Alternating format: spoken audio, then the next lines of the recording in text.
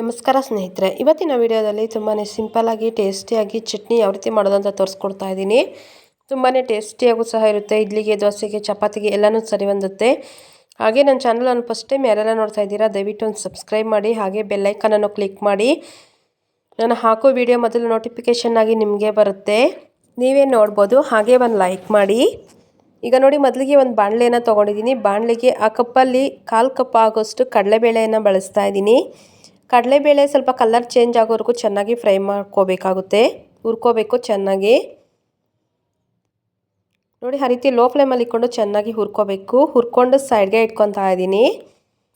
ನೋಡಿ, ಆ ರೀತಿ ಹುರ್ಕೊಂಡು ಸಾಕಾಗುತ್ತೆ. ನೋಡಿ, ಹುರಿದ್ಬಿಟ್ಟು ಸೈಡ್ಗೆ ಇಟ್ಕೊತಾ ಇದ್ದೀನಿ. ಈಗ ಒಂದು ಬಾಣಲೆಗೆ 1-2 ಚಮಚ ಆಗುವಷ್ಟು ಎಣ್ಣೆನ ಸೇರಿಸ್ತಾ ಇದ್ದೀನಿ. ಎಣ್ಣೆ ಕಾದಾದ್ಮೇಲೆ ಅದೇ ಕಪ್ಪಲ್ಲಿ 1 ಕಪ್ ಆಗುವಷ್ಟು ಕಡಲೆಬೀಜವನ್ನು ಸೇರಿಸ್ತಾ ಇದ್ದೀನಿ.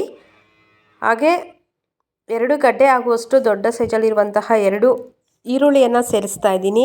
ಹಾಗೆ 1 ಇಂಚಿನಷ್ಟು ಶುಂಠಿ, 1 ಗಡ್ಡೆ ಆಗುವಷ್ಟು ಬೆಳ್ಳುಳ್ಳಿಯನ್ನು ಸೇರಿಸ್ತಾ ಇದ್ದೀನಿ. ಇಷ್ಟನ್ನು ಹಾಕ್ಕೊಂಡು ಫ್ರೈ ಮಾಡ್ಕೋಬೇಕಾಗುತ್ತೆ. ಕಡಲೆಬೀಜ ಹುರಿದಿರುವಂತಹ ಕಡಲೆಬೀಜ, ಅದರಿಂದ ಆಗಲೇ ಹಾಕ್ಕೊಂಡು ಹಂಗೆ ಈರುಳ್ಳಿ ಎಲ್ಲ ಹಾಕ್ಕೊಂಡು ಫ್ರೈ ಮಾಡ್ಕೊತಾ ಇದ್ದೀನಿ. ಈಗ ಸ್ವಲ್ಪ ಕರಿಬೇವು ಹಾಗೆ ಸ್ವಲ್ಪ ಕೊತ್ತಂಬರಿಯನ್ನು ಸೇರಿಸ್ತಾ ಇದ್ದೀನಿ.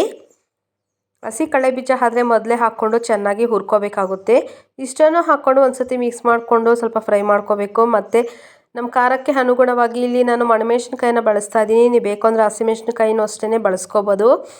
7-8 ಒಣಗಿದ ಮೆಣಸಿನ್ಕಾಯಿನ ಬಳಸ್ತಾ ಇದ್ದೀನಿ. ಹಾಗೆ ಒಂದು ಸಣ್ಣ ನೆಲ್ಲಿಕಾಯಿ ಗಾತ್ರದಷ್ಟು ಹುಣಸೆ ಹಣ್ಣನ್ನು ಬಳಸ್ತಾ ಇದ್ದೀನಿ.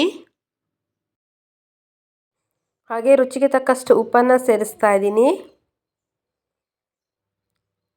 ಈರುಳ್ಳಿ ಎಲ್ಲ ಚೆನ್ನಾಗಿ ಫ್ರೈ ಮಾಡ್ಕೋಬೇಕಾಗುತ್ತೆ, ಟೇಸ್ಟೂ ಚೆನ್ನಾಗಿರುತ್ತೆ.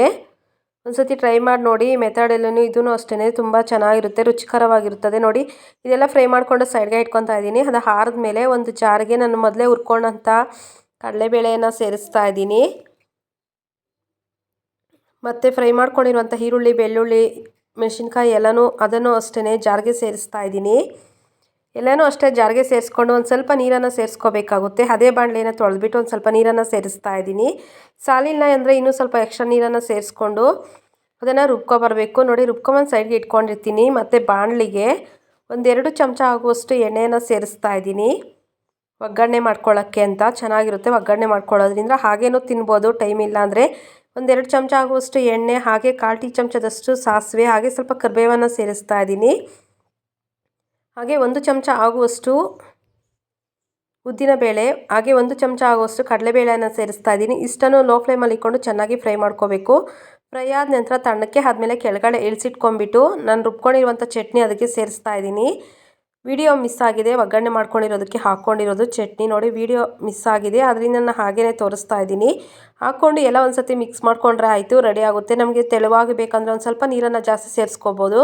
ಸ್ವಲ್ಪ ಮಂದಕ್ಕೆ ಬೇಕಂದರೆ ನೀರು ಸ್ವಲ್ಪ ಕಡಿಮೆಯನ್ನು ಸೇರಿಸ್ಕೋಬೋದು. ನೋಡಿ, ರೆಡಿಯಾಗಿದೆ ಚಟ್ನಿ. ಇದೇ ರೀತಿ ಟ್ರೈ ಮಾಡಿ, ತುಂಬಾ ರುಚಿಕರವಾಗಿರ್ತದೆ. ಇಡ್ಲಿಗೆ, ದೋಸೆಗೆ, ಚಪಾತಿಗೆ ಎಲ್ಲನೂ ಸರಿ ಹೊಂದುತ್ತೆ. Thank you for the watching.